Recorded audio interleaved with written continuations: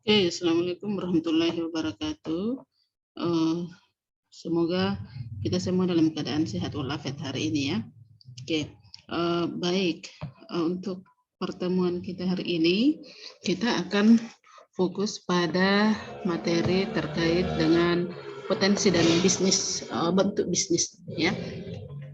Jadi saya sangat berharap bahwa setelah kita mempelajari nanti materi ini, maka adik-adik bisa melihat kira-kira potensi bisnis apa yang akan adik-adik kembangkan nanti, sehingga itu maksud saya sehingga pertemuan yang akan datang kita sudah bisa membuat bisnis plan.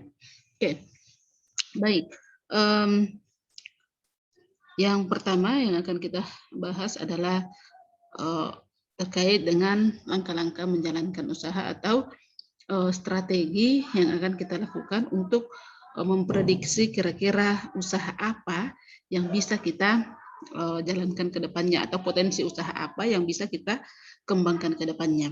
Nah, yang pertama yang perlu adik-adik lakukan atau yang perlu kita lakukan adalah peka terhadap minat dan keinginan target pasar ya. Jadi kita akan adik-adik akan melihat kira-kira mana yang menjadi minat dan keinginan dari target pasar yang kita targetkan. Ya, oke. Nah, hal ini sangat penting ya, karena ya minat dan keinginan pasar ini merupakan hal yang utama menjadi penentu kesuksesan dari usaha kita nantinya ya. Oke, jadi kita harus peka terhadap dua hal ya. Yang pertama, apa yang sedang happening atau apa yang sedang viral saat ini ya. Kemudian yang kedua yaitu apa yang selalu disukai oleh masyarakat atau dibutuhkan oleh masyarakat. Nah,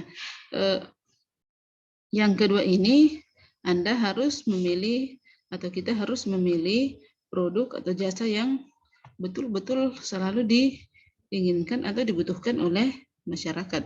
Nah, jika kita memilih produk yang selalu dibutuhkan ini, maka ya kita harus pintar untuk selalu tampil stand out ya, apa istilahnya stand out, tampil beda lah ya dibandingkan dengan kompetitor kita yang lainnya ya. Jadi bisa jadi ada hal yang ada sesuatu yang kita pasarkan sama dengan kompetitor yang lain, cuma yang membedakan kita adalah stand out-nya. Jadi kita harus ada yang membedakan, ada pembedanya. Oke. Kemudian yang selanjutnya adalah kita usahakan memilih bisnis yang jarang tetapi dibutuhkan oleh target pasar ya. Jadi selain kita memilih jenis usaha yang sedang viral ya, strategi untuk memilih bisnis yang menjanjikan itu adalah kita tentukan berdasarkan jenis bisnis yang belum ada ya. Tetapi jenis bisnis yang masih jarang atau belum ada, yang dimaksud di sini adalah harus jenis bisnis yang tetap dibutuhkan oleh masyarakat ya. Jangan sampai kita bilang oh ini belum ada, tetapi ternyata kita setelah kita survei pasar ya ternyata itu tidak dibutuhkan oleh masyarakat ya. Jadi perlu dipertimbangkan memilih bisnis yang jarang tetapi betul-betul dibutuhkan oleh target pasar kita. Kemudian yang selanjutnya adalah mengamati kompetitor yang sudah ada ya. Jadi ketika kita mulai memikirkan peluang usaha ya, kita mulai merencanakan usaha, maka perlu melihat kompetitor yang sudah ada ya.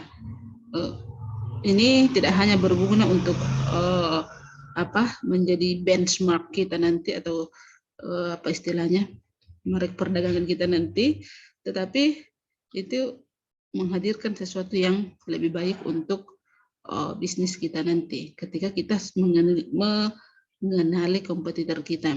Namun dengan melihat bagaimana perjuangan kompetitor, maka ya otomatis ya kita dapat melihat apakah bisnis yang akan kita jalankan ini bisa menjanjikan atau tidak, ya. Jadi sangat perlu kita amati kompetitor di sekitaran kita. Kemudian yang selanjutnya adalah mempelajari kebiasaan calon target pasar atau konsumen. Ini yang sangat penting, ya. Jadi tidak hanya memahami apa yang disukai oleh calon konsumen kita, ya, seperti yang kita bahas tadi sebelumnya, atau apa yang dibutuhkan oleh calon konsumer kita. Namun kita juga perlu mempelajari seperti apa kebiasaan mereka, ya. Nah, di sini yang dimaksud dengan kebiasaan adalah bagaimana perilaku mereka saat dihadapkan dengan produk tertentu, ya.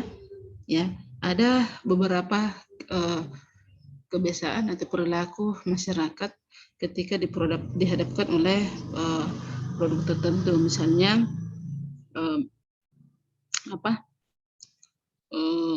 kadang ada yang panas-panas tanya ayam, ya. Ketika usaha baru dibuka, sangat banyak pengunjungnya, ya. Kadang juga ada yang apa istilahnya? Saya kurang tahu apa istilahnya, ya. Tapi ini perlu kita pertimbangkan, ya. Oke. Kemudian yang selanjutnya bagaimana mereka biasanya mencari produk yang kita produk kita, ya. Nah,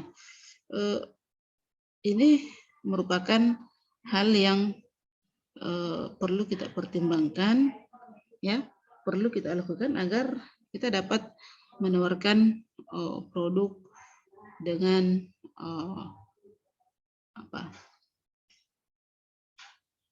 maksud saya agar produk yang kita tawarkan itu bisa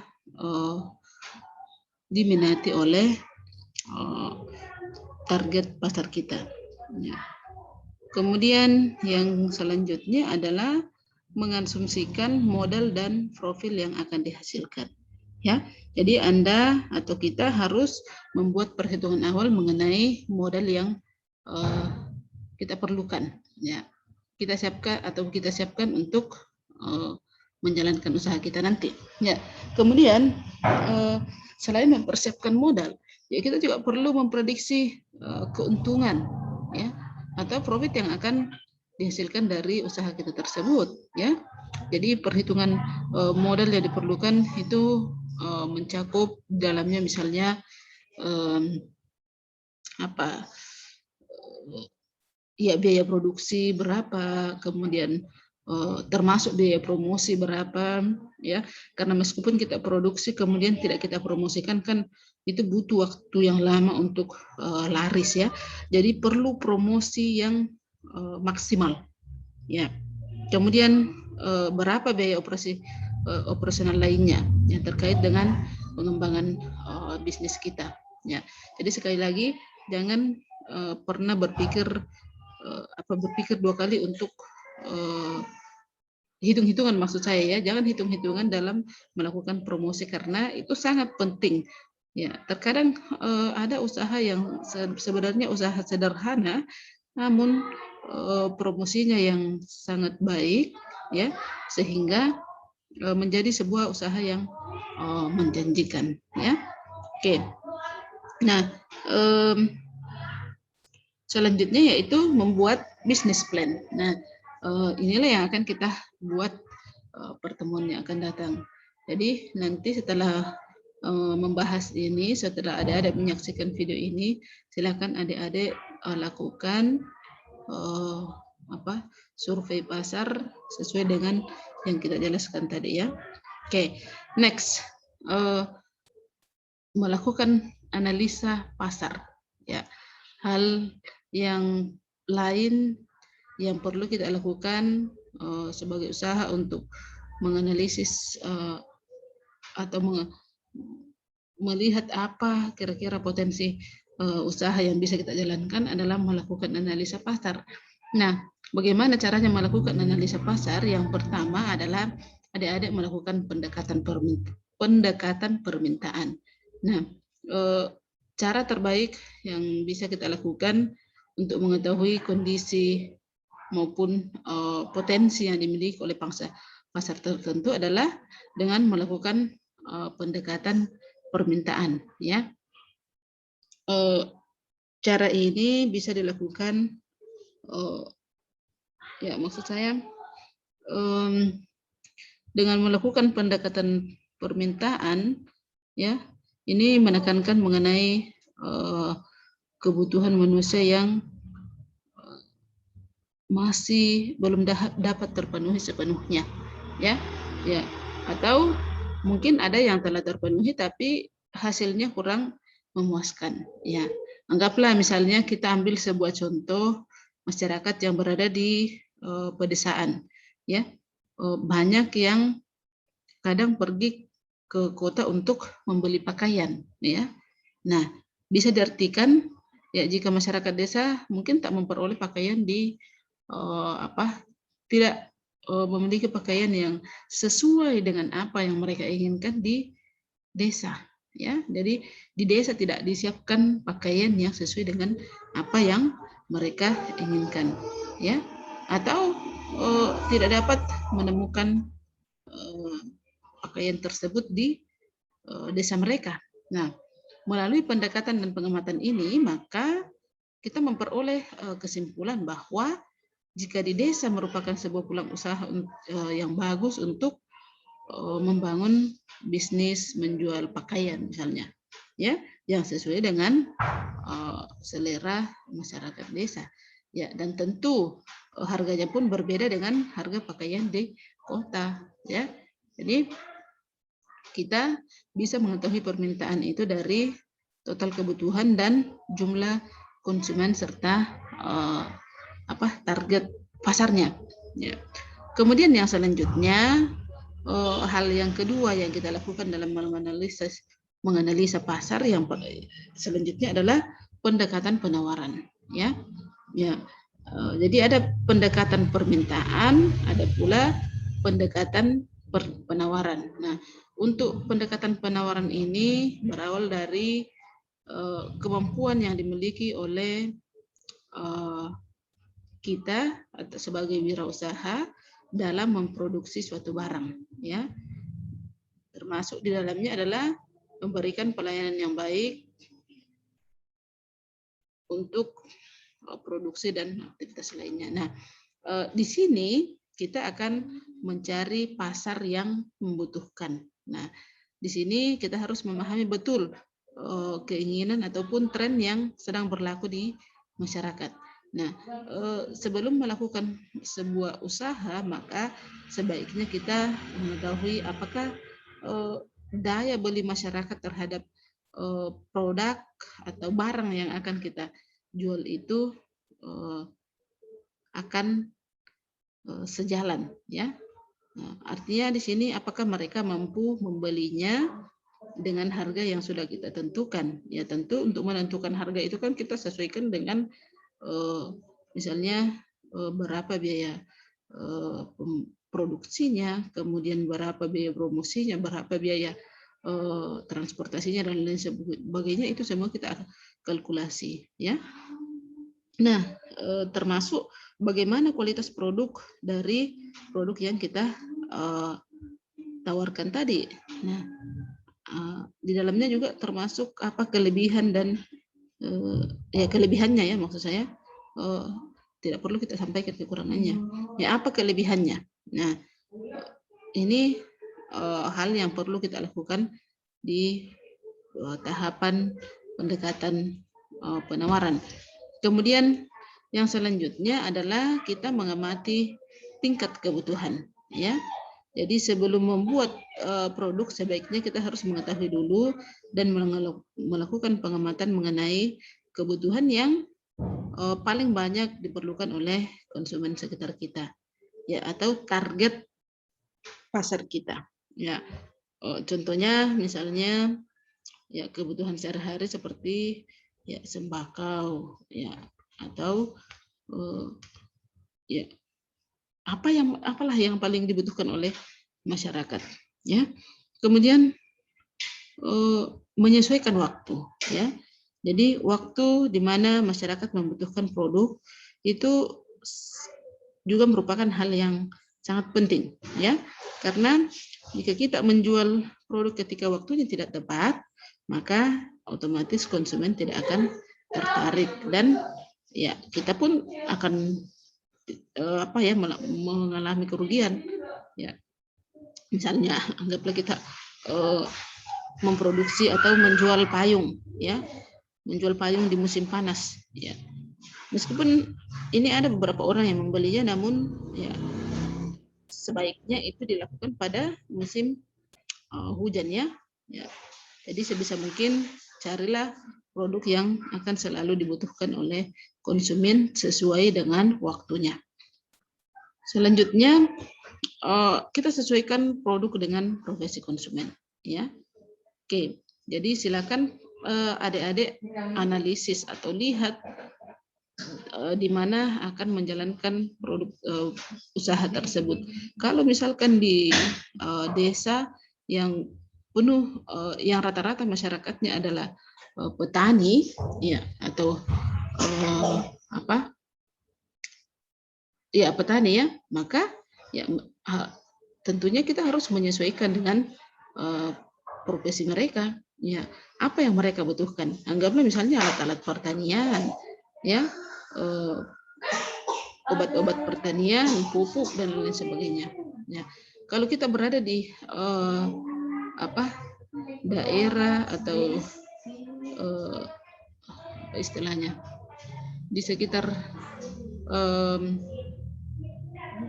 peternakan, maka kita harus melakukan menyiapkan atau usaha yang kita lakukan itu sesuai dengan profesi mereka sebagai peternak, apa yang dibutuhkan oleh peternak. Kemudian melakukan survei pasar, ya. Oke, ya. Melakukan survei pasar ini ya perlu, ya, sebelum kita mempromosikan usaha dan menjualnya, ya. Oke. Next, mengamati perkembangan pasar. Apa yang sedang tren dilakukan oleh masyarakat di pasar. Jadi perlu kita melakukan observasi terhadap perkembangan pasar, ya. Nah, artinya adalah bahwa kita harus mengetahui tren yang tengah berkembang di masyarakat dan menjadi incaran di mana-mana, ya. Sembari kita mengamati produk-produk yang sudah ada di pasaran sebagai bahan pembanding nantinya, ya. Nah, hal ini tentu akan membuat kita mampu mempertimbangkan dan memutuskan kira-kira apa yang akan menjadi produksi kita ke depannya, ya. Kemudian melakukan uji coba terlebih dahulu terhadap pasar. Nah, uji coba ini bisa kita lakukan dengan cara menitipkan barang-barang kita, misalnya menitipkannya di toko-toko kecil atau menitipkannya di warung-warung kalau itu dalam makanan dan lain sebagainya, ya. Nah, kita lihat di situ apakah dia diminati oleh masyarakat atau tidak. Oke, next, manfaat analisis pasar, ya. Yang pertama adalah dengan melakukan analisis pasar maka kita akan memahami konsumen kita seperti apa konsumen kita nantinya. Nah, itu kita dapat ketahui dengan melalui analisa pasar. Kemudian yang kedua, membantu bisnis berkembang, ya. Ya, kenapa?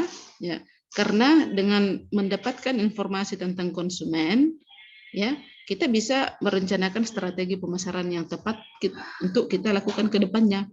Ya, selain itu melalui dengan melakukan analisa pasar, maka kita bisa mencari tahu apa yang menjadi kekurangan dari para pesaing kita.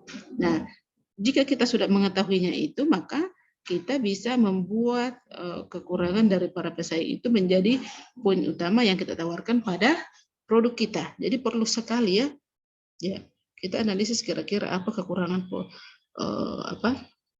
kompetitor kita, dan itu yang kita kembangkan sebagai nilai plus dari produk kita. Ya. Kemudian analisa pasar untuk mengetahui tren. Ya, jadi salah satu manfaat dari analisa pasar adalah untuk mengetahui apa yang lagi tren saat ini. Ya. Kemudian ya menguji produk. Ya, jadi setiap usaha itu pasti menerapkan namanya analisa produk untuk menguji produknya sebelum dilepas ke pasaran. Ya.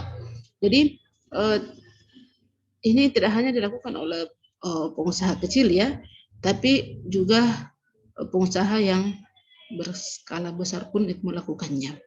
Jadi itu terkait dengan menguji produk.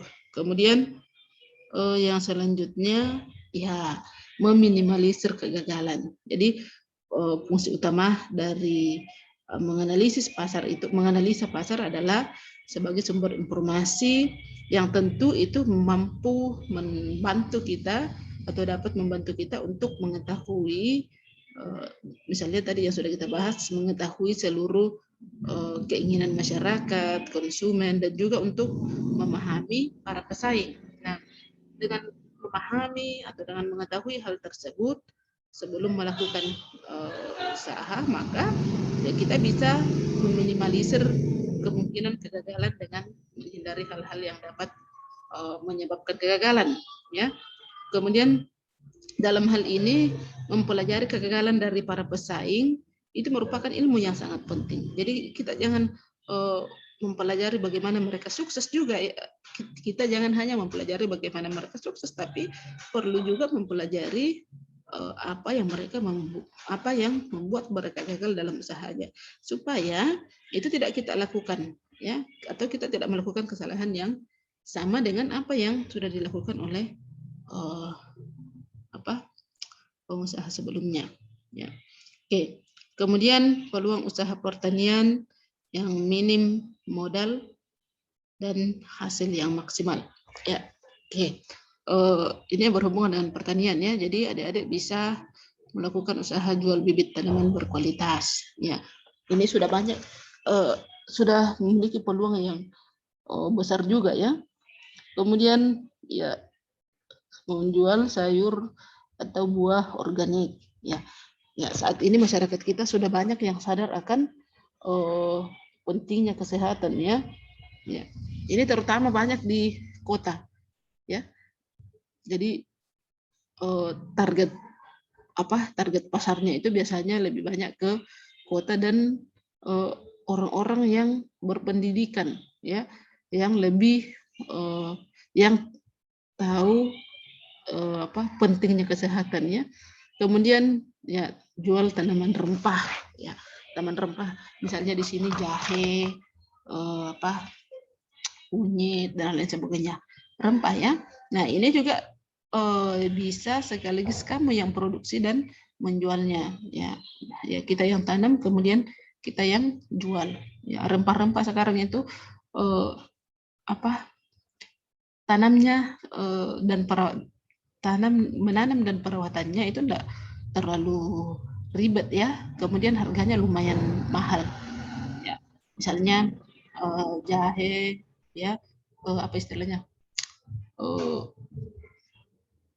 kunyit ya, kalau merica ya lumayan berat ya. Carilah rempah-rempah yang lumayan ringan perawatannya ya, atau kalau tidak mau ya tinggal jual saja ya. Oke, kemudian produksi pupuk berkualitas. Nah, ini lebih bagus lagi dan ini sangat banyak dibutuhkan oleh masyarakat kita, baik di desa ataupun di kota ya. Oke, satu kali produksi dengan produksi yang banyak, kemudian setelah itu kita tawarkan ke masyarakat, tapi sekali lagi terlebih dahulu kita survei dulu pasarnya ya. Oke. Next, jual tanaman hidroponik ya. Itu termasuk juga ya, ini sudah banyak sekali diminati oleh masyarakat. Next, tanaman hias ya, bunga-bungaan dan lain sebagainya. Kemudian jual alat pertanian ya. Ya, tentu ini dilakukan lakukan di lokasi yang rata-rata masyarakatnya adalah petani ya. Jangan jual di lokasi yang tidak ada petaninya di situ. Ya, kemudian pengepul hasil pertanian. Nah, ini tidak terlalu berisiko ya. Jadi kita hanya mengepul hasil pertanian dari para petani, kemudian kita tawarkan di pasaran. Dan lebih bagus lagi kalau kita sudah punya istilahnya langganan ya, sudah ada yang siap menada, kita tinggal antarkan. Jadi kita hanya modal modal mengantar ya. Dan ini banyak masyarakat kita yang sukses berhasil dengan usaha seperti ini ya. Kemudian konsultan atau vlogger bidang pertanian. Ini lebih bagus lagi karena apalagi adik-adik adalah nanti akan menjadi sarjana pertanian. Olehnya itu makanya saya perlu selalu disampaikan bahwa dalam perkuliahan, kuliahlah baik-baik, pahami, maksimalkan dalam belajar ya, sehingga kalau adik-adik betul-betul menguasai tentang bidang pertanian. Nah, kalau kita kuasai, ya tentu kita bisa melakukan usaha seperti ini. Dan usaha seperti ini itu bisa menjadi usaha sampingan, namun bisa menghasilkan keuntungan yang besar. Ya, oke. Ya, saya kira itu yang bisa saya sampaikan pada hari ini. Semoga dapat dipahami. Dan sekarang silakan adik-adik mulai menganalisa dan menentukan kira-kira usaha apa yang akan adik-adik lakukan nanti, sehingga minggu depan setelah saya sampaikan materinya, materi terkait dengan business plan, adik-adik sudah bisa membuat business plan ya. Jadi minggu depan kita membahas tentang materi business plan. Setelah materinya baru adik-adik membuat business plan-nya. Tapi sekarang sudah dipikirkan ya. Oke, saya kira cukup apa yang bisa saya sampaikan pada hari ini. Mohon maaf atas segala kekurangan. Assalamualaikum warahmatullahi wabarakatuh.